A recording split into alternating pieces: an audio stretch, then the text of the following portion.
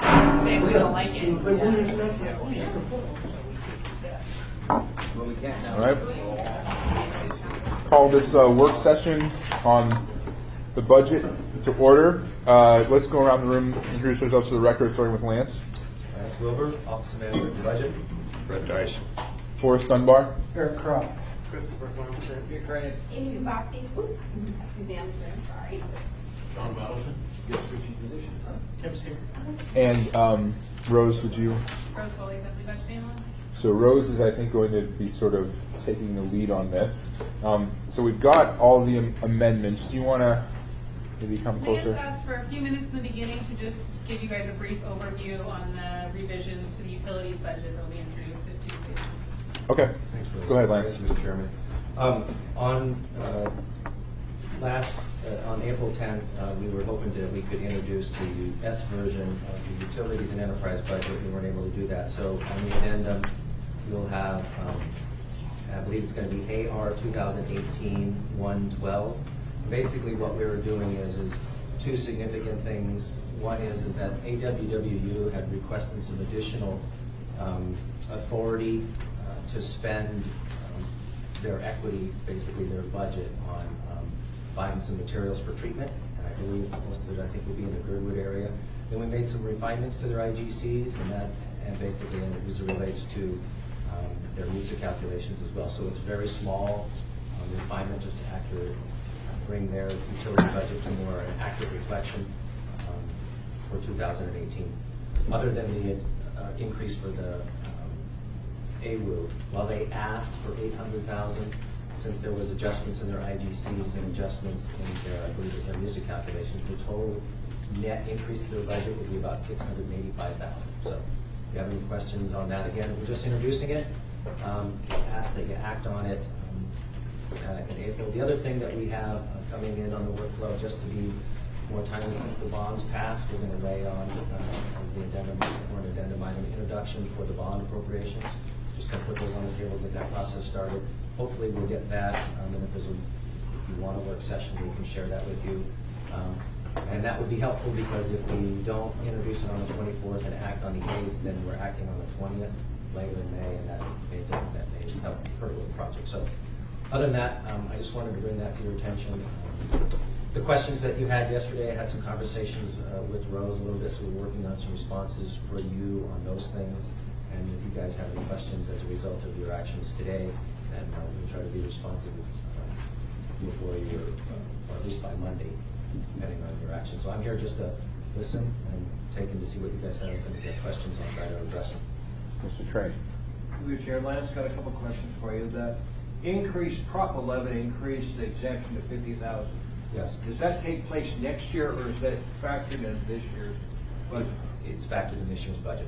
So people that get the $20,000 automatically be increased to 50,000 for this year? Correct. Okay, that's one question I got asked. The other thing was yesterday, Ona was here, and we asked the question, was any money given to the homeless committee? She said no. Okay, well, Yeah, clarify I'm that. looking at a news article on Channel 11 where Katie Dougherty said the administration was kicking in $25,000. So which is it? I'll find out. Thank you. To be clear, it wasn't it was at the homeless committee, but it was relative to the program you announced 2 days ago. New housing program. I'm just saying, I got a Cooking the housing know which and it is. Sure. Sure. Is there any other questions for Lance on, yes, Ms. LaFrance? Sorry, Mr. Dunbar. Thank you. A follow-up from yesterday, Lance. I don't know if you're going to address the issue of the 38 positions that were transferred out of the budget, and Yes, so I'll this is one of the things I was visiting with Rose about. So all of the positions that the departments that have positions that are not in the budget for taxpayers, if you look in the back of each department, and I'll just, Parks, Transit, and DHHS are the key ones, and you look in your approved budget, there's the last sheet, they have a list of all of the positions that are grant funded. So the totality by department. That totality is in your book by department in your approved and proposed budget. So we're trying to figure out a different way to maybe illustrate that, and working with Rose to figure out how we can do that, so maybe a little differently. Yes, of And then course. in terms of the reporting of those operating Right. measures. Right. So I'd like to ask a follow-up to that again. Could you, and I apologize, I missed the committee meeting when you first explained this. But, I think there could be an appearance of kind of a shell game here, right, to the public. So could you explain a little clearer, why exactly are we doing this?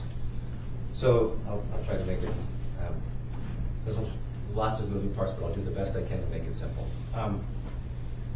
Right now, the personnel and PM&E are paid for out of a capital program.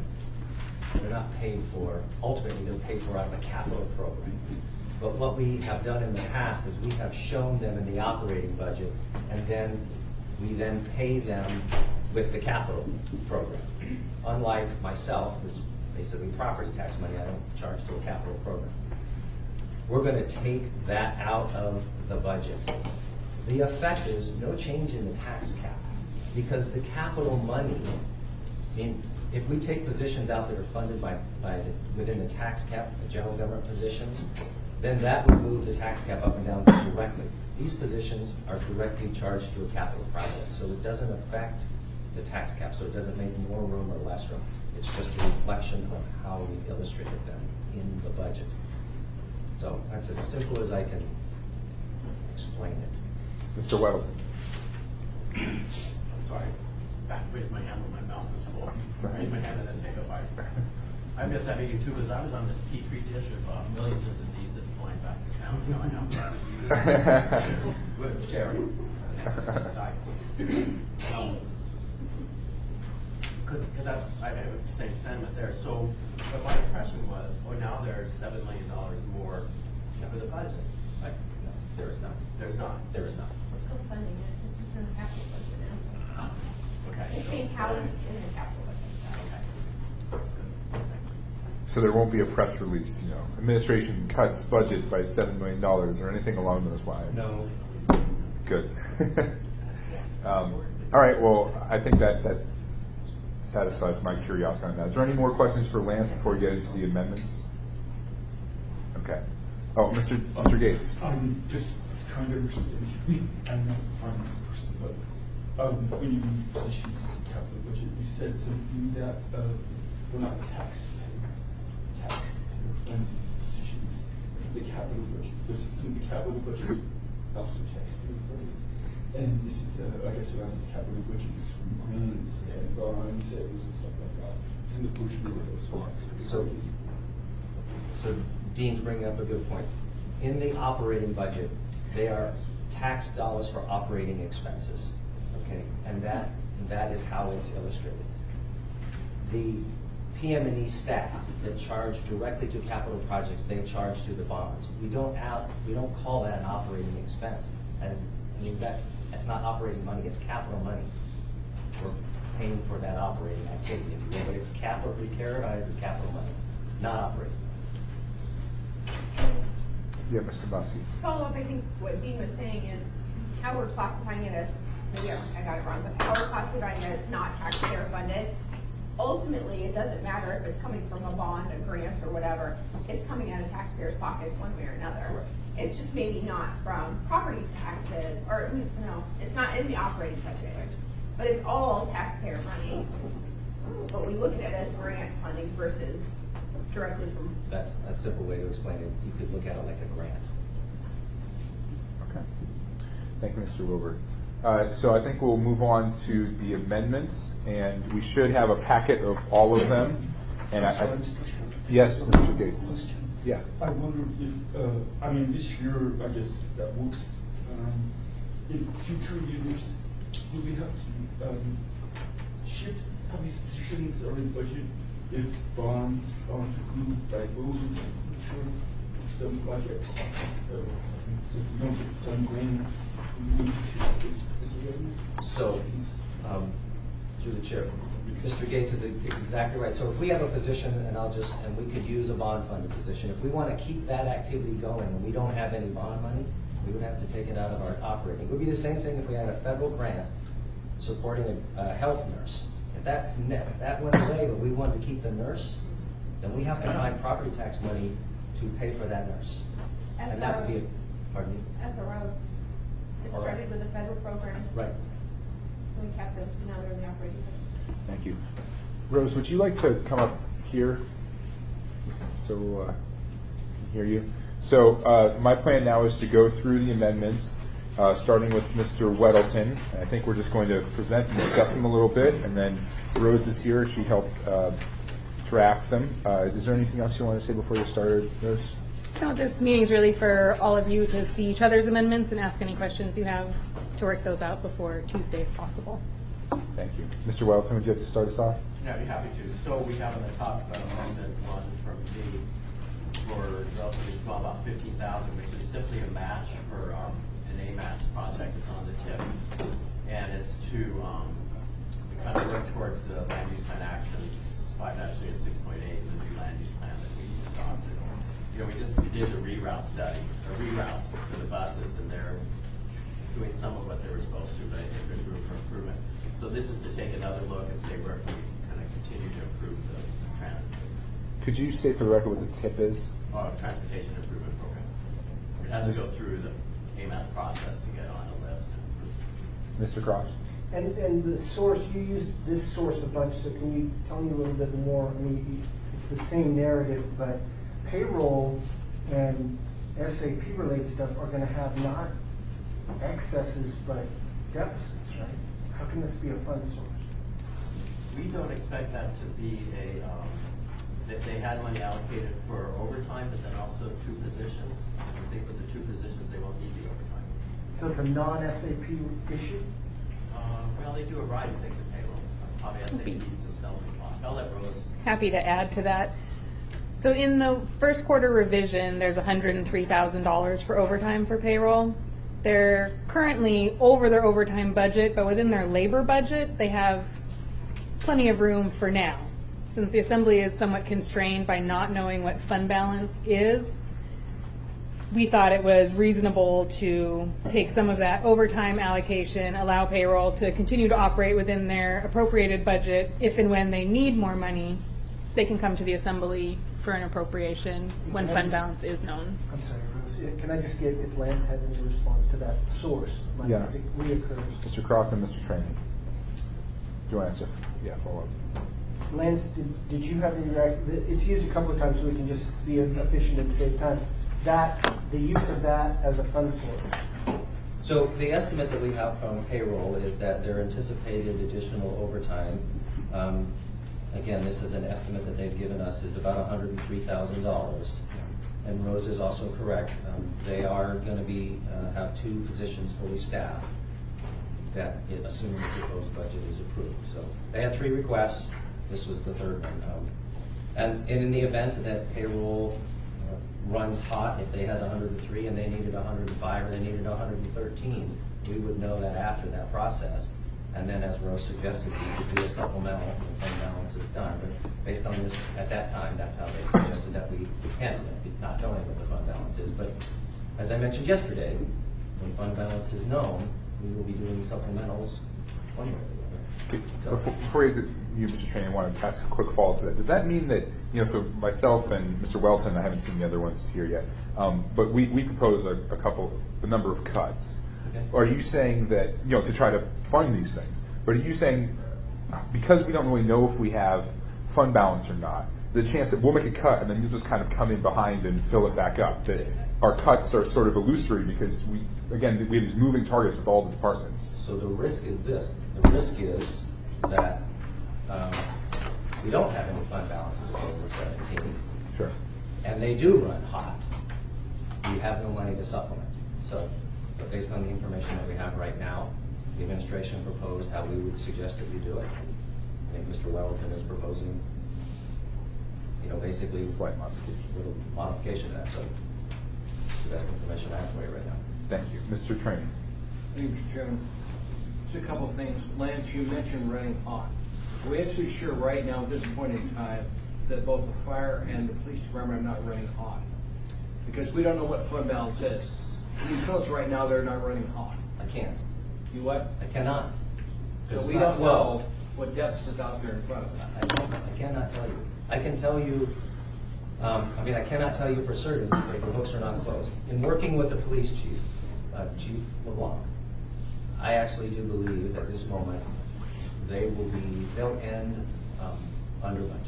What about the fire department traditionally runs? The police department, on the other hand, I think that's going to be difficult because of the SAP charges. While they're getting them corrected, they were still charged in 2017, so I think their labor budget is going to run high. But honestly, So we won't know until May. At the earliest, we would go back. Now, is the administration going to come forward with their recommendations on these amendments, assuming members? Because I'd like to know what the administration's position is on these. Well, I Have think- you guys approved all of these? No. I mean, we're going to look at all, I'm here to listen to what So you when have to you go say let and us then know? the thoughts. By Probably Tuesday? Yeah. Okay. Thank you, Mr. Chairman. I'd just like to know one way or the other administration's position on. Sure, Ms. Nabowski. Thank you, Mr. Chair. I had a couple of questions, one for the maker and one for Mr. Harris, who I see so quietly sitting back there. When it comes to the 2040 land use plan actions 5.3 and 6.8, Mr. Whittleson, can you explain to me what those are? Okay, I'll have to go look it up. Specifically, my concern on the transit is, I think we've heard complaints about our new system, and I think any change and adjustment is going to be hard for some people. But I spend a day on the buses riding around talking to people, and really just the electric bus, but we do on the routes. And people have some frustration when they have to go to get to it. They want to see some tweaks. So there's some, and there were plans always to look at it again. So this is basically working towards how else do we modify this. And Mr. Harris, can you describe to us what potential impacts you see or concerns, or if you're not concerned at all, about the use of this potential overtime budgeted amount in the payroll department and the finance department? Thank you. I'll try to give an answer. Mr. Falsey's not here. He's overseeing the payroll department together with DR. So I wouldn't want to speak for him, but and Lance may have a better answer with respect to of that $103,000, what of that has been spent and so forth. So I'm not sure I'm really the best person to give an answer to that, as with I just say that I'm surprised because you're the CFO and this is the finance department. Certainly, and for the department, and as you know, payroll was temporarily moved over to ER so that we could better address those problems we had with pay corrections, specifically through our collective bargaining agreements. And so, with that, Mr. Falsey would be the best person to provide that. Thank you very much. Ona, did you have something? Through the chair, Ms. Dombrowski, I think it's sort of what Lance had alluded to, which is that this is an addition to accommodate what we expect to be the OT needs in the department. If it is cut to make way for these amendments, then we just have to pay more attention to whether or not that OT is ramping up throughout the year or not. So it's not as detrimental as cutting a position. We just have to pay more attention to how the overtime is run. Mr. Wilbur.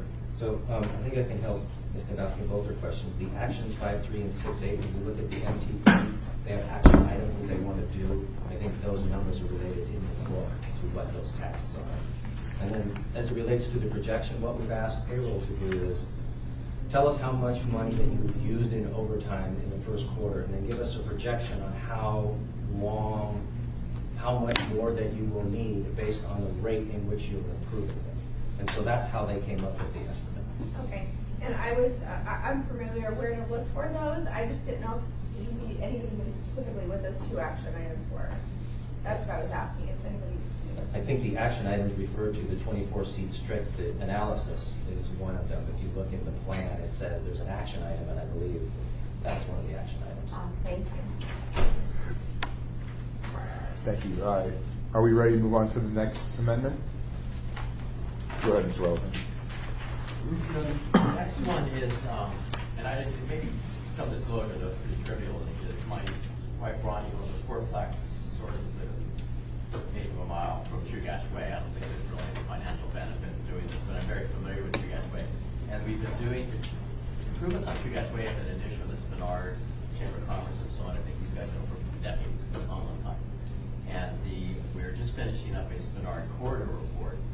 that has as one of its main recommendations, we need to look at Chugach Way as well. Because any activity we do with changes on Spinard really bleed over to Chugach Way. And that's a connection between Spinard, near where Cookland Housing has their properties, and just south of 36 to Arctic. And it's really interesting. There's a lot of opportunity there for growth in housing. There's a trailer court there, some beat up apartment buildings, and the Cookland Housing property. But they're limited by that road. They can't feed onto that road in the condition it's in now. So if that road is improved, it opens up hundreds and hundreds of units, potential for hundreds of units of housing in a fairly dense area. Thank you, Mr. Welton. Mr. Schutte. Yeah, thank you to the chair. Something about, I wanted to talk about this one in particular first, but something about all three of these amendments that's important to remember is that the projects for the TIP have been nominated. They are being reviewed currently, and they will be ranked and scored and reported to the policy committee at a later date. And so this is an attempt to provide some matching funds, or seed funds, if you will, that will make those projects, that will meet the criteria for those projects to receive the federal funding down the road. So it's a valuable tool. It is not a requirement that the projects have a local match. It used to be a criteria to evaluate the TIP that you had to have a local match identified prior to, and that is no longer a requirement, but it certainly will help if they are selected. This one in particular, I wanted to just point out that this is already in the planning budget for 2018, so we don't believe that this amendment is necessary. We do have a focus on Chugach Way, and we do have match funds available within the planning department budget as is, without the additional $5,000, although, thank you, John, we always like more money. Mr. Gates and back to Mr. Weddleton. Thank you, Mr. Chair. So, Mr. Weddleton, I think I heard you say that your wife owns a fourplex right here by this area where this planning study is taking place. So are you sort of declaring possible conflict of interest, since a family member has perhaps a benefit from the study? And I think if that's the case, that the chair speaks to the question in terms of whether you're able to participate or not. Do I have to do that now, or can I wait until this amendment is brought forward on Tuesday night? Well, Mr. Weddleton's going to participate in our discussions about this now. We should do it now. Well, two options, Mr. Wall. We can go through that, or given that it's already in the budget, you can withdraw this amendment. I believe I would draw it. Silly to have it in there if it's already in the budget. I would like to just clarify something. Yes. I think the real question here is whether the interest is substantial and unique to him, or if it's just like this study benefits the whole area, and it's just coincidental that his wife's properties there doesn't really receive a direct benefit. Okay. Coincidental. Well, I'm gonna let you say what everybody say, and then we can go through the process if we need to. What was the?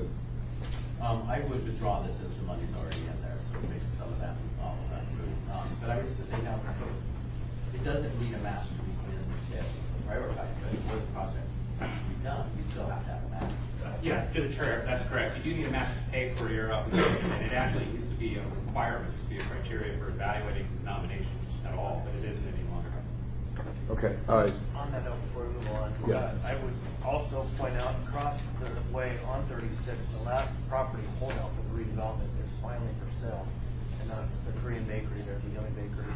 And once that piece goes out, like dominoes, this whole section falls into place. And so look for forward momentum pretty swiftly on this in the not too distant future. Okay. All right. Well, given that one's withdrawn, let's go on to the next amendment. Mr. Weldon. This is a little bit bigger, amendment number 3, and this is for another plan to look at transit-supported development corridor framework plan. And Spinard Road is a transit-oriented development plan, and this is kind of looking at more of those. And those are where you kind of leverage transit to encourage more development on a corridor. I saw a huge example of that in Decatur last week, where they focus on this over 35-year period. They said, we've got to get this going, where we get better kind of mobility without cars in the area, and it has worked. It's unbelievable how well it worked. Yeah. We would do much different than they do outside of Atlanta, but the theory is proven in other places. And this is for a sort of a more general study, not for just Spinard Road. No, that was done. That was done. Well, almost. Is this one for another specific corridor, or is it more general? Broadly. Any other questions on that, Mr. Just Tyson? a comment. I believe that Mr. Weldon and I sat down with the planning department, had a conversation about this item specifically. And it was the opinion that I walked away with that these funds would really help to move the conversation of the transport development quarters into the next phase, and that's a value because I know in my neighborhoods people are afraid of the transport development corridors because they're a quarter mile on each side, so half a mile the neighborhood could be consumed, could take over neighborhood planning, become the highest level end, so our residential sections of South Addition of Fairview could suddenly become 6 stories, where people want to keep it 2. And so any investment in this area to help clarify what this means to the community explicitly is very positive and will help move forward our land use plan. Great. Other questions or comments on this amendment? All right, we'll go on to the next one. Amendment number 4 is mine. A little bit less detail here, so I think I should explain it. $25,000. So Mr. Weldon and I actually had during my my trials and tribulations with the taxi industry, I started to become more aware of a variety of issues, and Mr. Hassan started talking to me about Uber and Lyft essentially trying to, it's difficult to describe, but kind of trying to cut into people mover or a variety of kind of public transportation ridership, which they've done in some other areas. And what some other communities have done is, let me back up for a second. So we've just gone through obviously a massive change in our routes, and we've gotten rid of a number of neighborhood routes, particularly in East Anchorage. There were several important, though relatively unused neighborhood routes. And so now the question is, how do people from those kind of now empty areas get from there to the main routes? That's the question. And what other communities have done is they've used vendors to basically do digital, I think it's digital dispatch, do a dispatch program that allows people to call People Mover, and then People Mover to dispatch a cab or an Uber or one of our, I think Mr. Weldon was also our, what do you call them, the little vans? Anchor rides. So whatever's closest gets, basically they have a contract, and they go and they pick the person up and they bring them to one of our hubs. Like in my case, it would be the Fred Meyer now at Muldoon and DeBar. That's where almost all of my routes connect. And so what this is a study. This is money for a study to explore that kind of unified digital dispatch in Anchorage under People Mover. And it's a way to get people from these areas that are no longer served by neighborhood routes to the main, our new corridors. The other thing I'll say about this, and this relates to my next 2 amendments, is right now we have a number of routes that are being operated, like 31 in my district, that are being operated with a federal grant. And that grant is going to run out in a couple of years. And we don't really know what we're going to do when that grant runs out. So as unhappy as people are now, or some people are with the change in the route structure, there's a potential that they're going to get much more unhappy because some of those routes are going to have to be eliminated. So Jed, I don't know if you want to talk to me about this. I mean, I know you have been very involved in the PTAB. Is there anything you want to comment about that, or maybe in the next amendment? Yeah, maybe on the next one. No, Okay. I'm not familiar with as much. Okay, Mr. Weldon. I just highlight on this, looking at the map that Abul kind of presented us, it's cheaper to do this, pay some Uber driver to bring you to the bus, than to run the buses through the neighborhood. Right. So this way, really leveraging kind of the bus becomes the core system, and this gets the work done that we need, but much cheaper. Right, and so I'll get to you, Mr. Trainee, but so part of it is it's actually a business opportunity for the cab industry who need it. And it is, as Mr. Weldon said, it's more affordable than perhaps maintaining some of our neighborhood routes. And some of our neighborhood routes are probably going to have to be shrunken or eliminated in the next couple of years if we can't find some other alternate source of funding when that federal grant runs out. So this study hopefully is at least exploring one option that might be a solution in the future, although we don't really know until the study is conducted. Mr. Trainee and then Mr. So you're planning on decreasing the maintenance and operation budget? Yeah, I mean, so I didn't want to take a big bite out of well, it's not a big bite. But I didn't want to go after police or fire, but this is our third largest department, so that's why I chose them. I mean, You talked to Hassan on this to see how it would affect him. Hassan? Whoever Abu Hassan? finishes this. No, I haven't spoken with them. I'm sure that they would dislike it, but I think this is sufficiently significant priority that I want to fund it, and if there's no fund balance, then we've got to find places to cut. That's it. Thank you. Mr. Steele? Yeah, the biggest complaints I've heard about the bus operation were from parents whose kids use the buses to get to school. And when they pulled them out of the neighborhoods, that left them with a hole. And they were struggling to get ride shares and that type of thing going.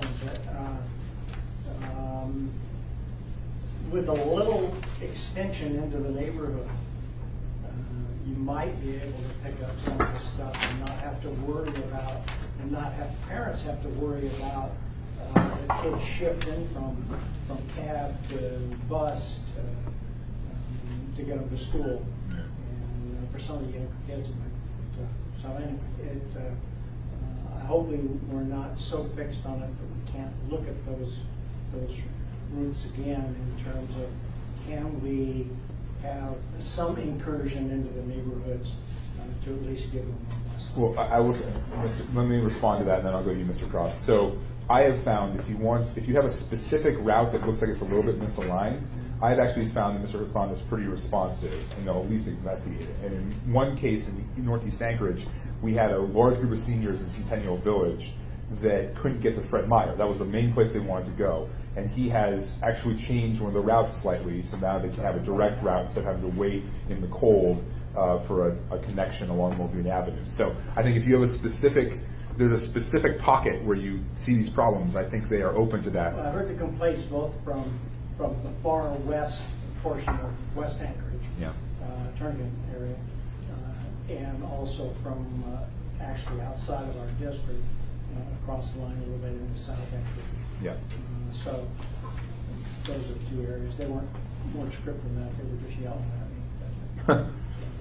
All right. Thank you, Mr. Steele. Mr. Croft.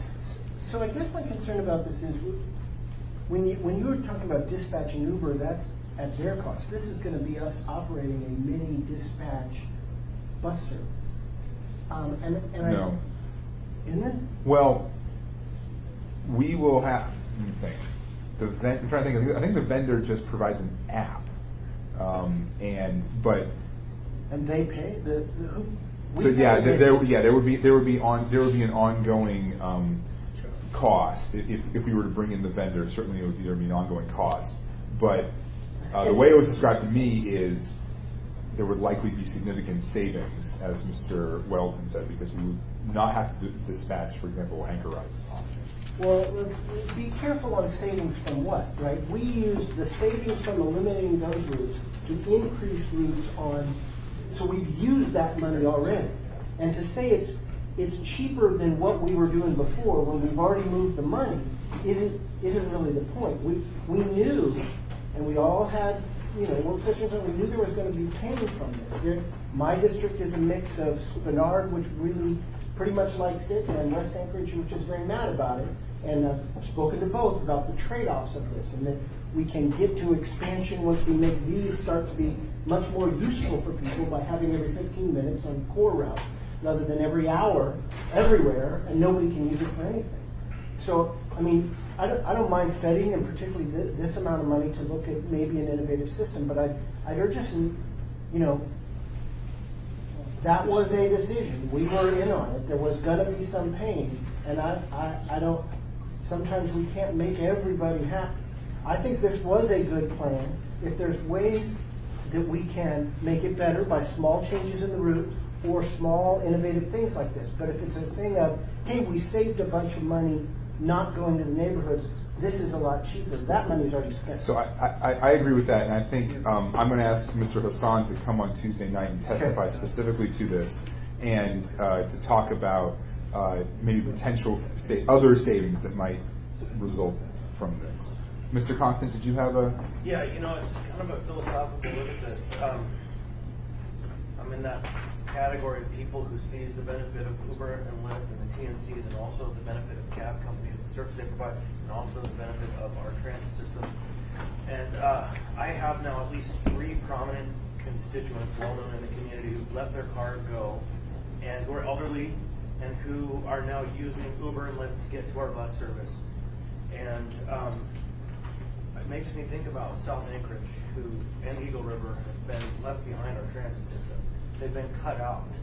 That there is no hope for them, and that in the transit system there isn't. And so Uber and Lyft are like the only options that they have if they wanted to take a bus from South Anchorage to Diamond and then catch a bus from Diamond to wherever it goes. And so I find it an interesting conversation because we, on one hand, are supporting the move to the free entry of cabs and the open marketplace, and then we're studying now a methodology to keep a portion of the market to ourselves. And it's an interesting kind of dance we're doing around the shifting marketplace. I agree with that, but I think this is right. I agree with that, but I think this very much supports the decision that we've already made to create these transit corridors. And now we have to try to find an affordable way to get people onto those corridors. And I think that's what this is intended to do. I'm going to go on to my next amendment, unless there's further discussion on that. So Amendment 5 and Amendment 6 are the same, although different fund sources. So I did this before I had the clarifying conversation with Lance about fund balance for the 350. So if we assume that I can't run Amendment number 5, then I'll probably withdraw it. Yes, Mr. Trainer. Just when you get to Amendment 6, I have questions for you. Sure. So Amendment 6. Now, why did I want to do Amendment 5 and Amendment 6? So we all received an email with an attachment from the Public Transit Advisory Board, and basically describing the challenges that the public transit system was facing, and due to some previous cuts and some additional costs. I would ask, Mr. Smith, would you want to speak to that at all? You're no longer the head of that board, but... Yeah, so I'm not on the Transit Advisory Board, but I was for a long time. Right. And just recently moved on to the Budget Advisory Commission. So it's really kind of the capacity that I'm here just to learn about this process. Okay. But my understanding is what I can tell you about the Public Transportation Department's operating budget over the course of the last 3 or 4 years is we devised this concept of rerouting the buses to come up with a more efficient system. It was based on, and we started that process, I believe, in late 2015 maybe. Conversation actually started early 2015, but actually really started to sink our teeth into it in 2015.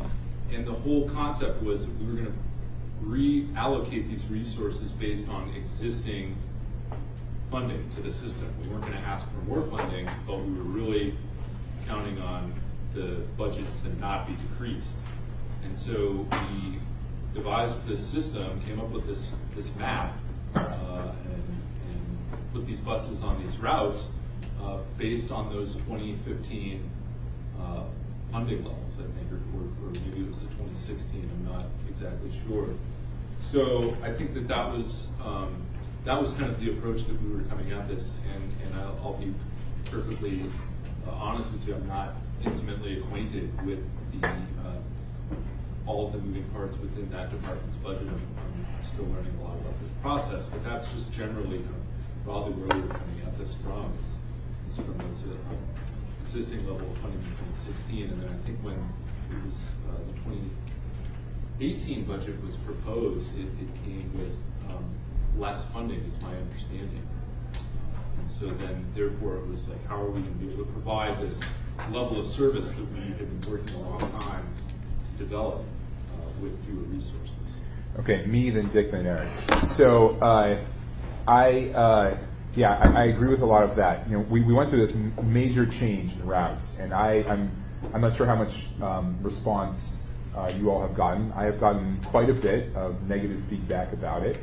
I haven't gotten any positive feedback about it, but I assume that's just because it's working great for those folks. So, and I do think that the bus route change logically should have helped East Anchorage, and I think it did in a lot of ways. But I'm worried that we have, to a certain degree, set the people mover up for failure, because they went through this large change and they perhaps don't have quite enough money to implement it appropriately. Now, we're in a tight budget environment. All of our departments are constrained. But given the large policy shift here, I wanted to give them a little bit more money to try to do it right. And again, it was motivated by that email we received from the PTAB. Mr. Trainey, then Mr. Croft. Mr. Smith, are you the one that testified in front of us when we did this change that would take 2 or 3 years for you to tell us what the results of this would be? Yeah. And that time's not up yet, sir. Exactly. I think that we knew going into this that a major disruption to the system was going to cause some consternation with the ridership, but it was also tied to land use planning and kind of looking at ridership kind of adapting to not only a changing land use plan, but to this changing route structure. And so we wanted to give it time for people to adjust and for people to kind of understand, okay, well, I can move here if I need to get to work there or live closer to work, maybe adjust some of their travel habits. But we recognized that it wasn't going to happen overnight, and that people weren't going to be able to adapt to this, and the ridership was going to automatically skyrocket. I think initially the reports are, my understanding is that decline in ridership has slowed as a result of this. So it's not that ridership has automatically increased. We're still seeing a slight decline in ridership, but that drop off in ridership has slowed. Yeah, I've seen that data. It's actually pretty significant. It's gone from like 8% to 3%. And then actually Sunday, for whatever reason, Sunday ridership has gone way up, which is interesting. Mr. Attorney, do you have a follow-up, or we go Mr. When we Croft? get into the rest of this, if you just want to deal with this now, I got questions on the things you want to cut. Sure. Mr. Croft? So is Lance, or whoever, but I guess Lance, is this a real, because that was kind of the paradigm. We were going to reallocate, but not substantially decrease. And I think like other things we've seen, most recent was the SB 91. You can't do what they want and actually cut the budget at the same time. You've got to put the money into treatment and other options, or the whole thing is going to fail. Is this a real, did we really reduce from the baseline 350? Yep. Okay, Maybe thanks. I could explain a little bit. Transit has 3 separate businesses. They run a fixed route service, they run an anchor ride service, which they contract out, and they run a van pool program, which they contract out. So, in each one of those services, they, and I'm going to use general numbers, the van pool service run by enterprises run through a contract, that's $1, it's $3 million. They have the anchor ride service, they contract that out, that's $3 million. And then they run the fixed route service, and that's $17 million. When the transit director came to the administration and says, I want to change how I spend the $17 million differently.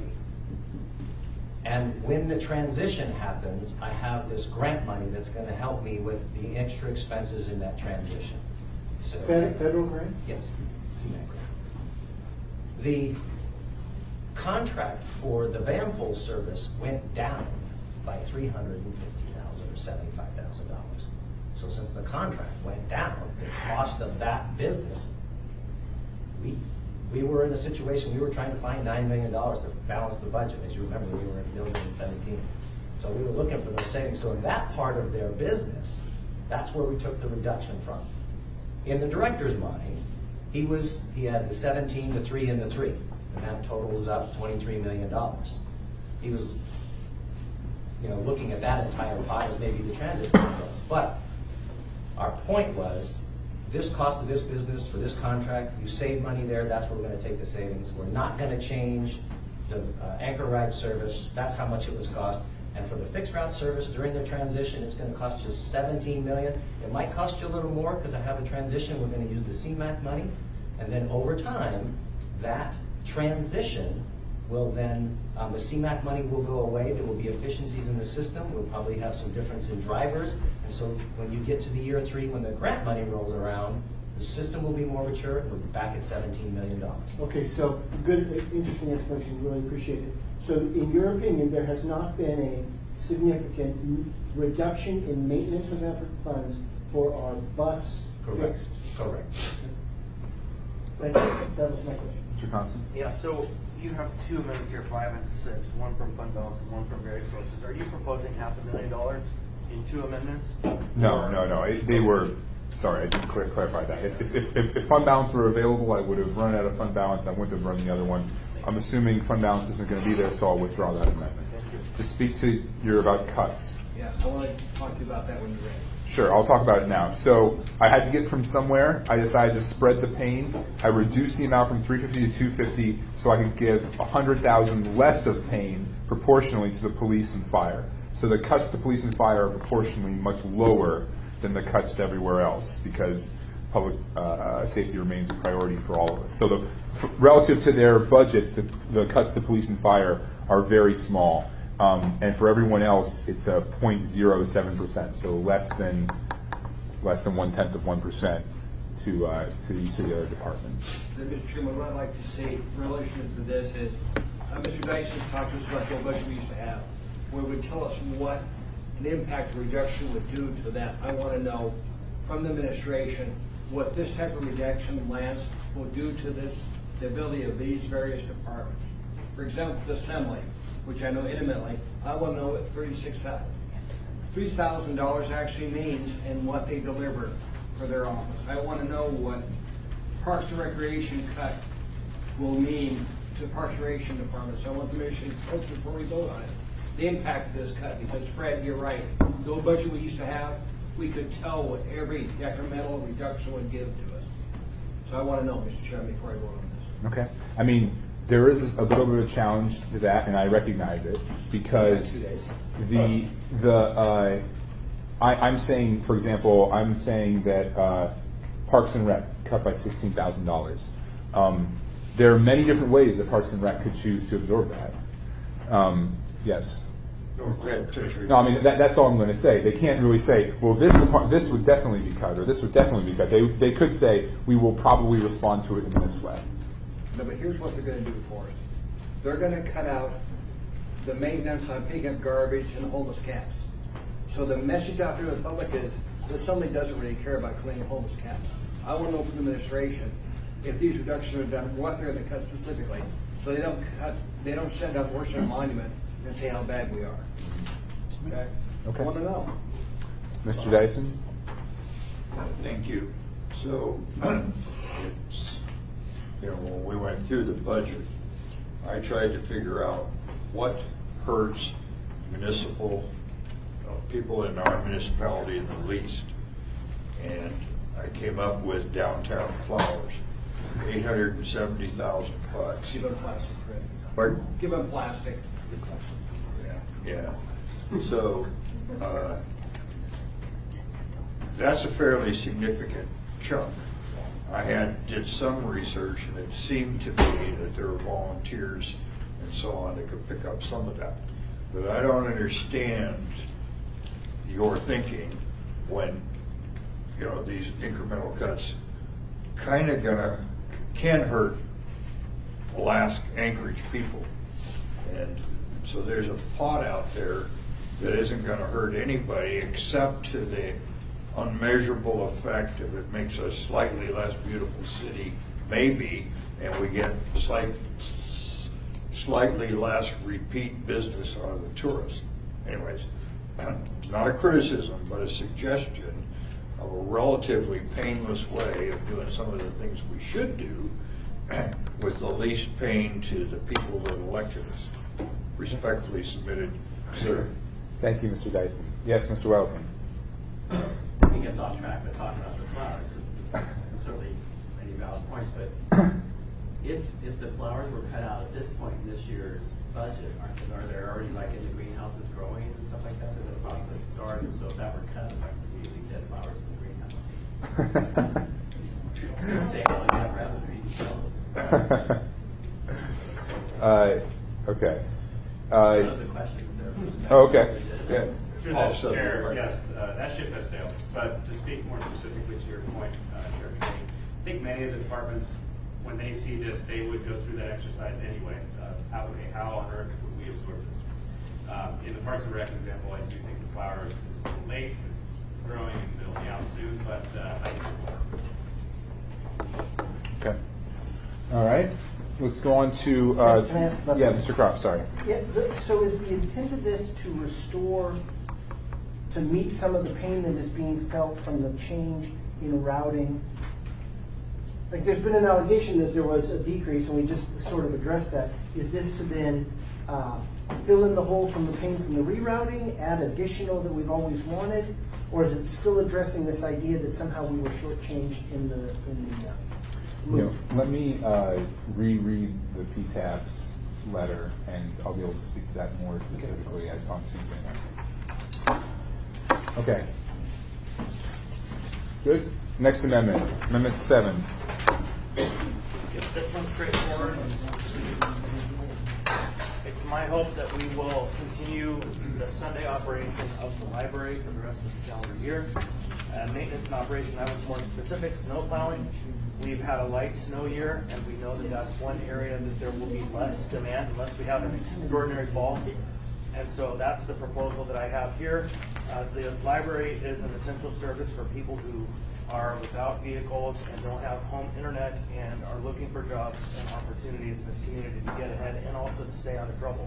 When the library is open, people are there using it, and not on the streets causing trouble. And so this is a net savings across the city in public safety and other areas, and I hope that this will be supported. I'm really hopeful that the S version of the mayor's proposed Q1 revision includes this in it. Thank you. Can I ask a question on that, actually? So what is the time frame for the S version again? Thank you, Mr. Chairman. So what I will do is, after this work session, I will review all of these and then think about what the options or some of the conversations they have. I'll review them with the mayor and the chief of staff and the municipal manager when he returns. If we're going to prepare an S version, we will then provide that to you, and if we can do it on Monday, we will, but we certainly have it on Tuesday. Right. And then, because you've asked a lot of other questions that we'll address as well. Right. So it's a very tight time frame, which we appreciate. Is there any comments or questions for Mr. Yes, Mr. Welton? So the LUSAC's open on Sunday because Christmas doesn't have any hours? No. Last year, the budget cut Sunday operations. At the budget process, we were successfully able to negotiate half of a year of Sunday operations. And so this maintains that Sunday operation for the rest of the year. $71,000, $72,000? Yep. Keeps those. Yep, that's what I have been assured by Mary Jo Ferguson. Ms. McBoston? Thank you, Mr. Chair. I have a question for Lance, just because I don't specifically remember with maintenance and operations. The biggest challenge for me when I see any of these is we don't know what we don't know. We haven't closed 2017. We don't quite know how are we running in this department. It's your best guess. So I think right now they're doing pretty well. As you recall, we carried forward their snowplow budget from 17, and then we added 500,000. Remind me how much that was. 500,000. Okay. We added 500 from their 17 snowplowing budget. Because remember, we had reduced it from 16 to 17. We had to reduce it as part of the budget challenges that we had, and then we added another 500,000 in 18. And we had a couple one-time items: snowplowing, homelessness, code abatement. So we did add additional resources in 18. And right now, I think they're doing okay for the 18 budget. Okay, and typically, so maintenance and operations, okay, outside of snow plowing, they're really going to start picking up in the summertime, right? So that's where we usually will see a lot of activity in the budget. Correct, and I think the other thing that I'm keeping a very close eye on is the utilities. Okay. My other question is, I'm starting to hear some scuttlebutt from departments that may be running deficits right now, and I won't get into the weeds, but if in fact we do have we do have a surplus in this particular budget, by the time you close it and look at and reevaluate the numbers, if we are running hot in the other departments, we can take some of that money in. Yeah, reappropriate, that's correct. Thank you, Ms. Dombowski. Mr. Tranny. Lance, how is the library running right now? Because I understand they have increased security problems, they had to put cameras in because of the theft of materials. So- They had to have new security agent there to provide security. So what's happening with the library right now? So I'll speak to what I know, and then maybe Mr. Schutte can jump in. But in the 18 budget, we increased their budget for security and janitorial. And in the bonds, we had an additional project in there to put some equipment in there that would enhance security even further.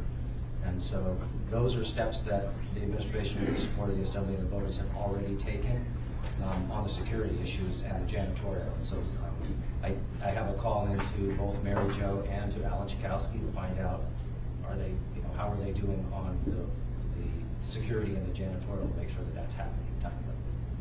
I want to make sure it's a library, not be used for other purposes. Thank you, Lance. Thank you, Mr. Chairman. Sure. Ms. France, okay. Any other comments or questions for Chris?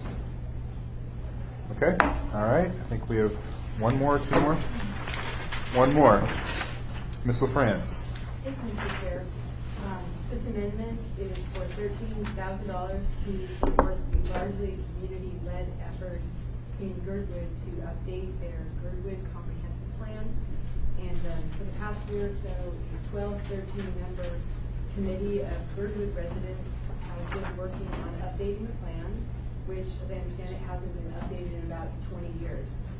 One area of the plan's focus has to do with housing, or the lack thereof, which clearly a big issue for the larger Anchorage community. And this money would enable this effort to continue on. It's phase one of an approach that would require additional funding, but the community is still fundraising, and this particular amount would enable them to hire a consultant to assist with this largely volunteer efforts and continue compiling the plan and conduct public outreach meetings and cover the costs of copies and distribution. In the same funding source as identified in several other amendments this year, payroll. Thank you. Mr. Thompson and Mr. Weddleton. Thanks. I don't know what the status of this planning process is. I would love to see kind of a draft of what they've worked out so far. Historically speaking, what I've been told and what I've experienced is that, and I have a community council that would love us to write them a check to make their neighborhood plan, is that funding for these projects doesn't really come until after there's a substantial product that's been developed and that they can show that it's being supported by the community and there's an intensive public outreach plan already engaged. So I would like to see a background document of what they have in hand. Okay. Mr. Weddleton. Well, that's good following on that, because we have a number of areas in Anchorage that want to have their plans updated or created. They're important. Fairview, I think South Addition and so on, and we're not giving them money. We don't give money to Mountain View for theirs, and they got theirs done. So we're kind of open the gate. We're not going to fund them by this particular one. And I think on Chris's comment here, because Girdwood has shown, the 2 years I've been on the Assembly, an amazing ability to come together with the community, do most of the work themselves.